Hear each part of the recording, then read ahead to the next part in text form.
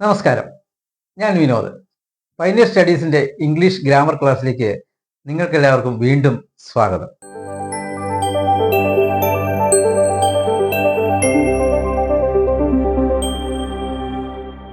കഴിഞ്ഞ ക്ലാസ്സിൽ നമ്മൾ പഠിച്ചത് ടെൻസ് പഠിക്കുന്നതിന് മുമ്പുള്ള പ്രാഥമിക കാര്യങ്ങളാണ്. നിങ്ങളെൻ്റെ ആദ്യത്തെ വീഡിയോ കണ്ടു കാണുമെന്ന് ഞാൻ വിശ്വസിക്കുന്നു. ഇന്ന് നമുക്ക് പഠിക്കേണ്ടത് ടെൻസസ്, അതായത് കാലങ്ങൾ, മലയാളത്തിൽ പറഞ്ഞാൽ അതാണ് പഠിക്കേണ്ടത്. ഓരോ പ്രവൃത്തിയും ചെയ്യുന്ന സമയം കഴിഞ്ഞു പോയതാണോ, ഇപ്പോഴാണോ, അതോ വരാൻ പോകുന്നതാണോ, ഇതാണ്. അപ്പൊ കാലങ്ങൾ തന്നെ അല്ലെങ്കിൽ ടെൻസസ് 3 രീതിയിലുണ്ട് അല്ലേ? ഞാൻ ഇവിടെ എഴുതിയിട്ടുണ്ട്. Present tense, past tense, future tense. എന്ന് വെച്ചാൽ എന്താണ്? വർത്തമാനകാലം, ഭൂതകാലം, ഭാവി കാലം.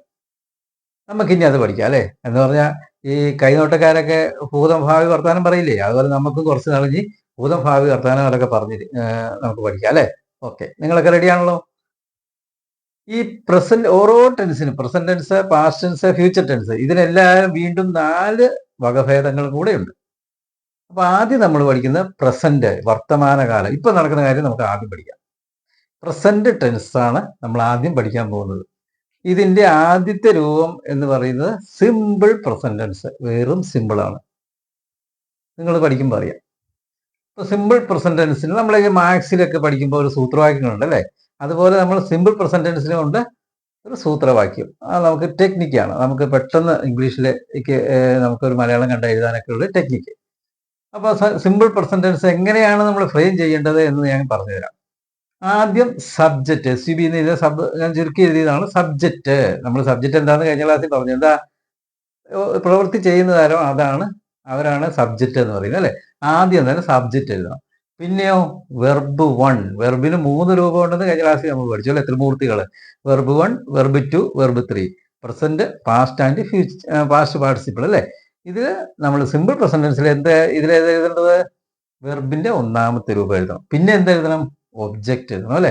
അപ്പം സിമ്പിൾ പ്രസന്റ് ടെൻസിന്റെ എങ്ങനെയാണ് ആദ്യം എഴുതണം? ആദ്യം സബ്ജക്റ്റ് എഴുതണം, പിന്നെ വെർബിന്റെ 1ാമത്തെ രൂപം എഴുതണം, പിന്നെ ഒബ്ജക്റ്റ് എഴുതണം. ഇത് നിങ്ങളൊന്ന് ശരിക്കും മനസ്സിലാക്കി വയ്ക്കണം. പിന്നെ എപ്പോഴൊക്കെയാണ് നമ്മൾ ഈ സിമ്പിൾ പ്രസന്റ് ടെൻസ് ഉപയോഗിക്കുന്നത് എന്ന് അറിഞ്ഞിരിക്കണം. ചുമ്മാ നമുക്ക് കഴിഞ്ഞ കാര്യം പറയാനോ വരാൻ പോകുന്ന കാര്യം പറയാനോ അങ്ങനെയൊക്കെ നമുക്ക് എപ്പോഴും ഉപയോഗിക്കാൻ പറ്റില്ല സിമ്പിൾ പ്രസന്റ് ടെൻസ്. അതാണ് ഞാൻ പറയുന്നത്. വരുന്നു, ഞാൻ സ്കൂളിൽ നിന്നും വരുന്നു, ഞാനൊരു നോവൽ എഴുതുന്നു, വരുന്നു, പോകുന്നു, എഴുതുന്നു, കുടിക്കുന്നു, അങ്ങനെ പറയുന്ന കാര്യങ്ങൾ കേട്ടോ. വരുന്നു, പോകുന്നു എന്നിങ്ങനെയുള്ള കാര്യങ്ങളും പൊതുവായ സത്യങ്ങൾ എന്ന് വെച്ചാൽ എന്താ പൊതുവായ സത്യം? ഭൂമി ഉരുണ്ടതാണെന്ന് പറഞ്ഞാൽ ആരും പരന്നതാണെന്ന് പറയില്ല അല്ലെ? അപ്പൊ അങ്ങനെ, അല്ലെങ്കിൽ സൂര്യൻ കിഴക്കുദിക്കുന്നു, അതൊക്കെ പൊതുവായിട്ടുള്ള സത്യങ്ങള്. അല്ലെങ്കിലോ പതിവായി ചെയ്യുന്ന കാര്യങ്ങൾ. അവൻ ഇന്ന് സ്കൂളിൽ പോകുന്നത് ബസ്സിനാണ്, അത് പതിവായി ഉള്ള കാര്യമാണല്ലോ. ഇങ്ങനെ പതിവായി ചെയ്യുന്ന കാര്യങ്ങളും ഏത് ടെൻസിൽ പറയണം? സിമ്പിൾ പ്രസന്റ് ടെൻസിൽ പറയണം. അപ്പൊ ഓർത്തോ, വരുന്നു, പോകുന്നു, എഴുതുന്നു ഇങ്ങനെയുള്ള കാര്യങ്ങളും പൊതുവായ സത്യങ്ങളും പതിവായി ചെയ്യുന്ന കാര്യങ്ങളും സിമ്പിൾ പ്രസന്റ് ടെൻസിൽ എഴുതണം. നിങ്ങൾ ഈ വീഡിയോ ഒന്നും കൂടെ ആവർത്തിച്ച് കാണുകയോ അല്ലെങ്കിൽ ബുക്കിലേക്ക് ഒന്ന് എഴുതി വെക്കുകയോ ചെയ്താൽ നിങ്ങൾക്ക് പിന്നെ മറിച്ച് നോക്കാൻ പറ്റും. കാണാതെ അങ്ങ് പഠിക്കുകയൊന്നും വേണ്ട കേട്ടോ. അപ്പോൾ നിങ്ങളൊന്ന് എഴുതി വെച്ചാൽ മതി. പിന്നെ ഒരു പ്രധാനപ്പെട്ട കാര്യമുണ്ട്. എന്താ? Subject he, she, it. ഈ ഹീ, ഷീ, ഇറ്റ് എന്ന് പറയുന്നത് കഴിഞ്ഞ ക്ലാസ് ഞാൻ പറഞ്ഞു. ആരാ അവര്? തേർഡ് പേഴ്സൺ സിംഗുലർ ആണ് അല്ലെ? അവർ ഇച്ചിരി വില്ലന്മാരാണെന്ന് ഞാൻ കഴിഞ്ഞ പ്രാവശ്യം പറഞ്ഞു. അവർ നമ്മളെ മാർക്കൊക്കെ കളയുന്ന ആൾക്കാരാ. ആരാ? He, she, it. ഇവയിൽ ഏതെങ്കിലും ആയാൽ വെർബിന്റെ കൂടെ ഏത് ചേർക്കണം? യെസ് അല്ലെങ്കിൽ യെസ് ചേർക്കണം. കണ്ടോ? അവർക്കാണ് പ്രത്യേകത എന്ന് ഞാൻ പറഞ്ഞത്. എന്തുകൊണ്ടാണ്? ഹീ, ഷീറ്റ്, ഈ സിമ്പിൾ പ്രസന്റ് ടെൻസിൽ സബ്ജക്റ്റ് ഹീ, ഷീറ്റ് ആയാൽ ഇതിലേതെങ്കിലും ഒന്നായാൽ എന്ത് ചേർക്കണം? യെസ് അല്ലെങ്കിൽ ES ആ വെർബിന്റെ യോജിച്ചനുസരിച്ച് ചേർക്കണം. അതാണ് ഒരു പ്രത്യേകത. ഇത് ഓർത്തിരിക്കണം കേട്ടോ.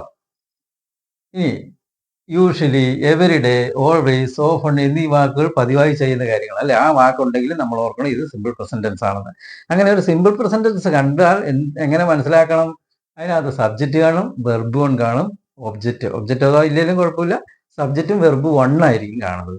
പിന്നെ യൂഷ്വലി ഈ വാക്കുകൾ ഉണ്ടെങ്കിൽ അത് ഏതാണ്? Simple present tense. എല്ലാ സെന്റൻസിലും ഈ വാക്കുകൾ കാണണമെന്നില്ല. ആ വാക്കുകൾ ഉണ്ടെങ്കിൽ അത് സിമ്പിൾ പ്രസന്റ് ടെൻസ് ആയിരിക്കും. പിന്നെ ഒന്നുകൂടെ ഞാൻ പറയാൻ ആവർത്തിച്ച്, he, she, it, third person singular വരുമ്പോൾ തേർഡ് പേഴ്സൺ എന്താണെന്നൊക്കെ ഞാൻ കഴിഞ്ഞ ക്ലാസ്സിൽ പറഞ്ഞിട്ടുണ്ട്. അപ്പോൾ ഹീ, ഷീ, ഇറ്റ് ഇതിലേതെങ്കിലും ആയാൽ എന്ത് ചെയ്യണം? വെർബിനോടൊപ്പം യെസ് അല്ലെങ്കിൽ ES ചേർക്കണം.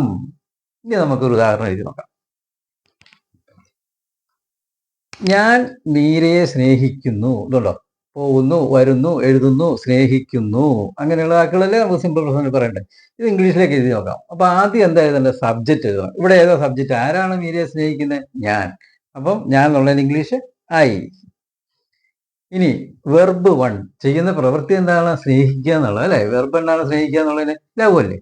I love. ഇനി ആരെയാണ് സ്നേഹിക്കുന്നത്? മീരെ. അപ്പൊ മീര. ഇവിടെ മീര ആദ്യം കിടക്കുന്നത്, സ്നേഹിക്കുന്നു എന്ന് അവസാനം. പക്ഷെ നമ്മൾ ഇംഗ്ലീഷ് എഴുതുമ്പോൾ അത് വെർബ് വേണം, ചെയ്യുന്ന പ്രവൃത്തി വേണം, രണ്ടാമത് എഴുതാം, പിന്നീട് വേണം ഒബ്ജക്റ്റ് എഴുതാൻ കേട്ടോ. അപ്പം ഐ ലവ് മീര എന്ന് എഴുതി. ഞാൻ ഫസ്റ്റ് പേഴ്സൺ സിംഗുലർ ആണ് ഐ എഴുതി അല്ലേ. ഫസ്റ്റ് പേഴ്സൺ പ്ലൂറൽ ഏതെന്ന് കഴിഞ്ഞ ക്ലാസ്സിൽ പഠിച്ചു ഓർക്കുന്നുണ്ടോ? ഞാൻ എന്നുള്ള എന്റെ കുറിച്ച് രണ്ടുമൂന്ന് പേര് കൂടെ വന്നാല് ഞങ്ങൾ, വി. വി. പിന്നെയോ ഇതിനൊന്നും ഒരു മാറ്റവും ഇല്ല. ഞങ്ങൾ മീരയെ സ്നേഹിക്കുന്നു പറഞ്ഞാലും we love Meera. First person സിംഗുലറും പ്ലൂറലും ആയി. ഇനിയോ സെക്കൻഡ് പേഴ്സൺ സിംഗുലറും പ്ലൂറലും യു തന്നെയാണ് അല്ലെ. നമ്മൾ പഠിച്ചതാ യു. പിന്നെ ലവ് എന്നുള്ളത് മാറ്റമൊന്നുമില്ല, മീര. നീ മീരയെ സ്നേഹിക്കുന്നു എന്ന് പറഞ്ഞാൽ നിങ്ങൾ പഠിച്ചു തന്നേരം എഴുതാൻ. ഇങ്ങനെയാ സബ്ജക്റ്റ് എഴുതണം ആദ്യം, പിന്നെ വെർബ് 1 എഴുതണം, ഒബ്ജക്റ്റ് എഴുതണം. ഇതേ. ഇനി അവൻ മീരയെ സ്നേഹിക്കുന്നു. ഇതുവരെ ഞാനും നീയും ഞങ്ങളൊന്നും സ്നേഹിച്ചപ്പോൾ പ്രശ്നമൊന്നുമില്ലായിരുന്നു. പക്ഷേ അവൻ മീരയെ സ്നേഹിച്ച ചെറിയ പ്രശ്നമുണ്ട്. എന്താണെന്നറിയോ? നമ്മുടെ മാർക്ക് പോകുന്നുള്ള പ്രശ്നം ശ്രദ്ധിച്ചില്ലേ? എന്താണ് കാരണം? ഹി, ഷീ, ഇറ്റ് വരുമ്പോൾ എസ് അല്ല ഇ എസ് ചേർക്കണം. കാണിച്ചു തരാം. ഹി, അവൻ, ലവ്. ഇങ്ങനെ മതിയോ? പോരാ. എന്തുകൊണ്ടാണ്? ഹി എന്ന് പറയുന്നത് തേർഡ് പേഴ്സൺ സിംഗുലർ ആണ്. അപ്പൊ എന്ത് ചേർക്കണം? എസ് അല്ല ഇ എസ് ചേർക്കണം. ലവ്സ് അല്ലെ. ഇ ഉണ്ട് ഇവിടെ. LOV loves. സബ്ജക്റ്റ്, വെർബ് 1, ഇനി ഒബ്ജക്റ്റ് മീര എന്ന് തന്നെയാ അല്ലെ. Subject, verb 1. അപ്പൊ എന്തുകൊണ്ടോ ഹി വന്നപ്പോൾ അവന് എസ് ചേർത്തു. അതാണ് ഈ ഷീറ്റ് വരുമ്പോൾ ഓർക്കണം. ഈ ഷീ വരുമ്പോഴും ലവ്സ് മീര അല്ലെ. എന്തുകൊണ്ടാണ്? Third person singular. ഇറ്റ് വരുമ്പോഴും ലവ്സ് മീര. ഇതുകൊണ്ടോ ഹി, ഷീ, ഇറ്റ് വന്നപ്പോൾ ലവ്സ്. ലവ് പോരാ. അതാണ് പ്രത്യേകത. അവരെ സൂക്ഷിക്കേണ്ടതിന്റെ കാര്യം. ഇനി അവർ മീരയെ സ്നേഹിച്ചാലോ വലിയ പ്രശ്നമൊന്നുമില്ല. അതെ. എന്ത് വേണം? ലവ്സ് വേണോ?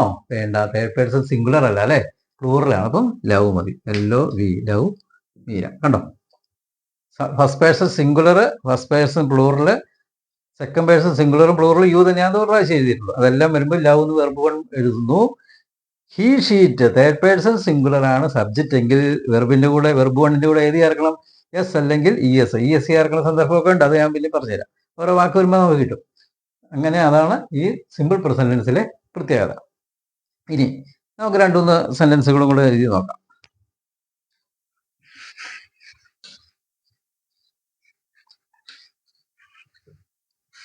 ഇപ്പൊ നമ്മൾ ഇങ്ങനത്തെ എഴുതി, വരുന്നു, പോകുന്നു, സ്നേഹിക്കുന്നു, അങ്ങനത്തെ എഴുതി അല്ലെ. ഇനിയോ പൊതുവായ സത്യങ്ങൾ. എന്താ ഒരു പൊതുവായ സത്യം നിങ്ങൾ പറയാമോ? എന്താണ്? സൂര്യൻ കിഴക്കുദിക്കുന്നു. കണ്ടോ? വരുന്നു, പോകുന്നു, എഴുതുന്നു, ഉദിക്കുന്നു. സൂര്യൻ കിഴക്കുദിക്കുന്നു. സൂര്യൻ എന്നുള്ളത് ഏതാണ് വാക്ക്? The sun. ഇനി കിഴക്ക് ഉദിക്കുന്നു എന്നുള്ളതല്ലേ വെർബ്, ചെയ്യുന്ന പ്രവൃത്തി. അപ്പം എന്താണ്? RISE rise. മതിയോ? ശരിയാണോ? അല്ല. എന്തുകൊണ്ടാണ്?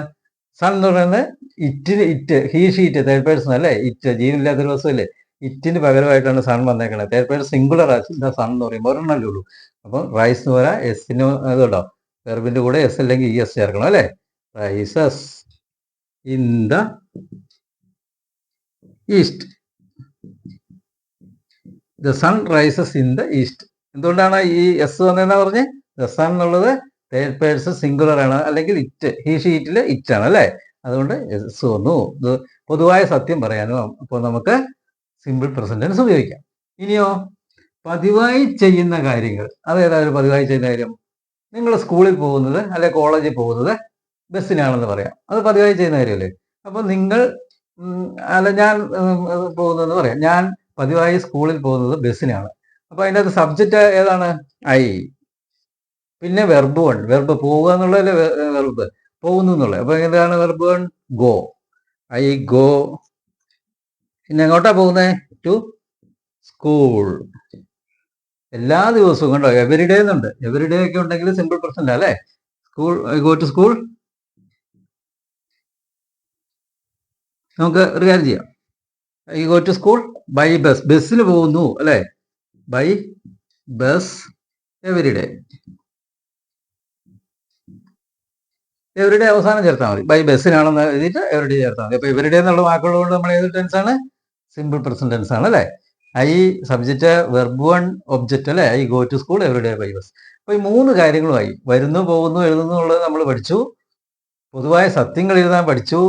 പതിവായി ചെയ്യുന്ന കാര്യങ്ങളും എഴുതി അല്ലേ. അപ്പം 3 കാര്യങ്ങളാണ് സിമ്പിൾ പ്രസന്റ് ടെൻസിൽ നമ്മൾ എഴുതേണ്ടത് അല്ലേ. അപ്പോൾ സിമ്പിൾ പ്രസന്റ് ടെൻസ് ആണോ എന്നറിയണമെങ്കിൽ അത് പതിവായി ചെയ്യുന്ന കാര്യമാണോ, അല്ലെങ്കിൽ പൊതുവായ സത്യങ്ങളാണോ, അല്ലെ വരുന്നു പോകുന്നു എന്നിങ്ങനെയുള്ളതാണോ എന്ന് ശ്രദ്ധിച്ചാൽ മാത്രം മതി.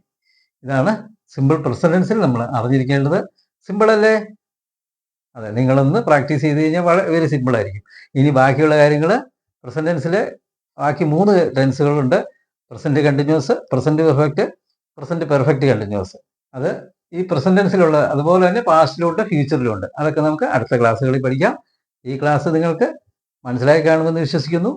മനസ്സിലായെങ്കിൽ നിങ്ങൾ ലൈക്ക് ചെയ്യുക, ഷെയർ ചെയ്യുക, സബ്സ്ക്രൈബ് ചെയ്യുക, കമൻറ്റ് ബോക്സിൽ അഭിപ്രായങ്ങൾ രേഖപ്പെടുത്തുക.